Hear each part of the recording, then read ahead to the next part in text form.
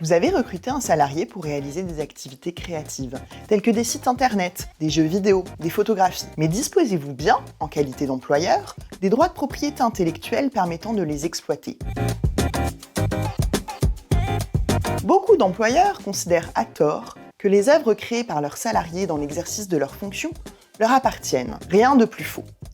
Conclure un contrat de travail ne suffit pas. Sauf quelques rares exceptions, c'est le salarié, auteur de l'œuvre, qui est titulaire des droits. Sans autorisation expresse de sa part, l'employeur ne peut donc pas exploiter les œuvres. C'est pourquoi il est essentiel de prévoir une clause de cession des droits de propriété intellectuelle dans le contrat de travail. Sachez que la rédaction de ces clauses est très encadrée. Si la clause ne répond pas à des conditions strictes, elle risque d'être invalidée. Or, exploiter les créations sans autorisation est un acte de contrefaçon, ce qui ouvre droit à réparation pour le salarié. L'arrêt de la Cour d'appel de Paris, du 28 janvier 2023, est l'occasion de revenir sur ces exigences.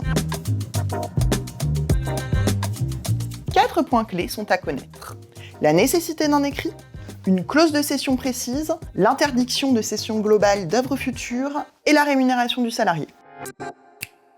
Depuis 2016, l'écrit est obligatoire pour l'ensemble des contrats par lesquels sont transmis des droits d'auteur. Les contrats de travail sont donc directement concernés. Bien qu'il existe encore quelques tribunaux réfractaires, on ne peut que recommander la rédaction d'un contrat écrit. La clause de cession est assortie d'un formalisme strict. Elle doit énumérer chacun des droits cédés et leur domaine d'exploitation doit être délimité quant à leur étendue, destination, lieu et durée. Par exemple, la clause qui autorise l'employeur à reproduire et diffuser les œuvres par quelque moyen, sous quelque forme que ce soit, est trop générale. Et c'est un réel obstacle pour les employeurs. En effet, au moment de l'embauche, il est souvent difficile de définir précisément quelles œuvres seront réalisées dans l'exercice des fonctions. Dès lors, quelle est la portée des clauses figurant dans les contrats de travail ? Doit-on systématiquement conclure un avenant pour chaque œuvre ?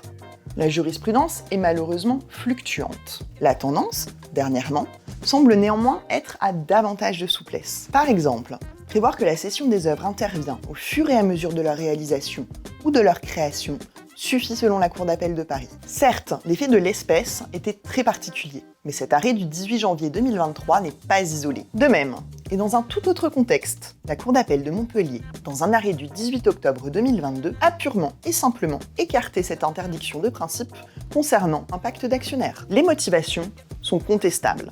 Néanmoins, la tendance pourrait aller dans le sens d'une sécurité juridique accrue pour les employeurs. Pas de conclusion hâtive cependant. La Cour de cassation n'a pas dit son dernier mot.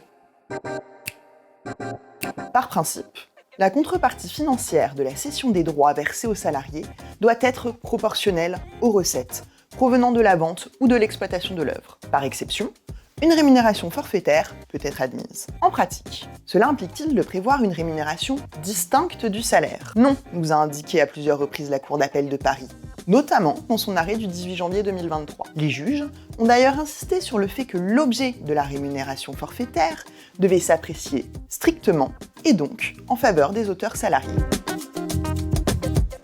La rédaction des clauses de cession mérite plus que jamais votre attention.